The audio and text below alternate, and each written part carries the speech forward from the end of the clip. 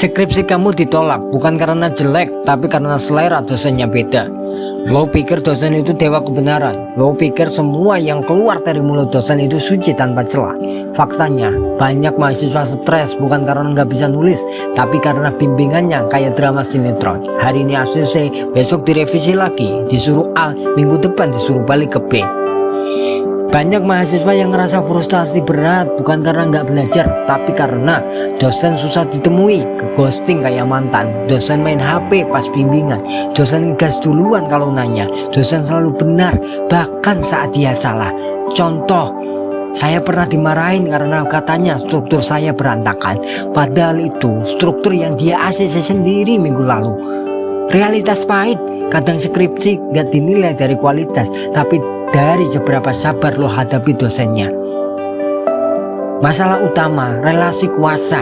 Mahasiswa nggak berani protes karena takut nggak lulus.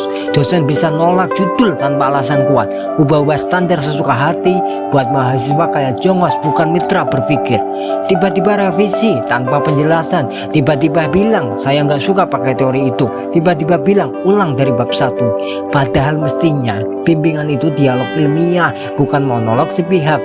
Kalau kamu pernah ngalamin hal kayak gini, tenang, kamu nggak sendiri. Kenapa? Banyak lulusan pintar gagal di dunia nyata. Banyak mahasiswa ber-IPK tinggi adalah orang-orang yang terlalu takut gagal. Mereka jago ngerjain soal, tapi ketika dihadapkan sama klien atau bos yang gak jelas, maunya mereka freeze. Kenyataan pahit, dunia kerja bukan soal hafalan tapi improvisasi. Dunia kerja bukan soal benar salah tapi adaptasi. Dunia kerja gak ngasih kisi-kisi soal, lo harus belajar dari kondisi lapangan. Anak-anak pintar yang selalu ranking malah takut ambil keputusan sendiri. Kenapa? Karena mereka terbiasa diarahkan, terbiasa main aman. Dunia kerja itu chaos. Lo harus berani gagal, belajar cepat dan gerak sendiri. Lo pernah heran gak kenapa temen lo yang IPK-nya 2, yang suka titip absen, yang jarang nugas kok malah cepat kerja? Jawabannya sederhana, dia belajar dari realita. Dia tahu dunia kerja butuh orang yang pandai bicara, pandai membangun relasi, pandai membaca peluang. Banyak perusahaan gak lagi cari yang paling pintar, tapi yang paling nyambung diajak kerja bareng.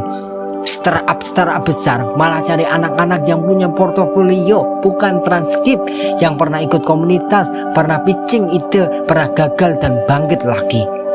Pintar doang basic. Yang bikin kamu beda adalah bagaimana kamu pakai kepintaranmu untuk bertahan dan berkembang. Sekali lagi, bukan berarti IPK nggak penting, tapi IPK itu cuma pintu masuk awal. Begitu kamu melangkah, yang dilihat orang bukan lagi angkamu, tapi dirimu.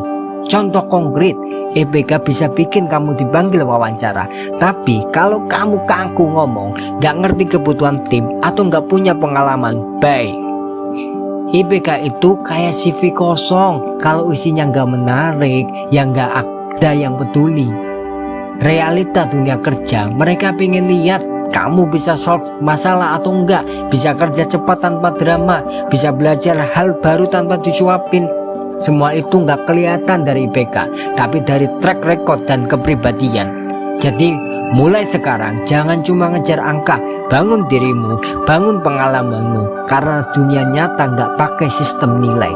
Lo tahu nggak, sekarang HRD lebih suka lihat satu video lo presentasi proyek daripada satu lembar transkrip IPK.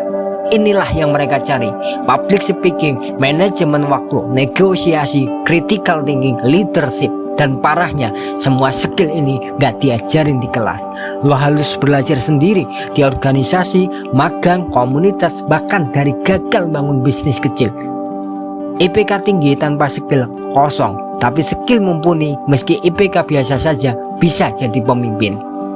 Kadang IPK tinggi justru bikin lo takut eksplorasi, takut keluar zona nyaman, takut terlihat gagal.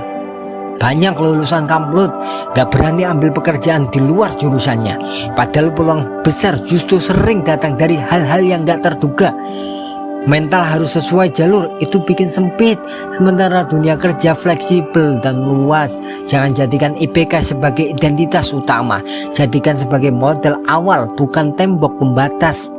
Lo bukan angka, lo bukan transkrip, lo adalah kombinasi dari kegigihan, pengalaman, dan keberanian ambil resiko.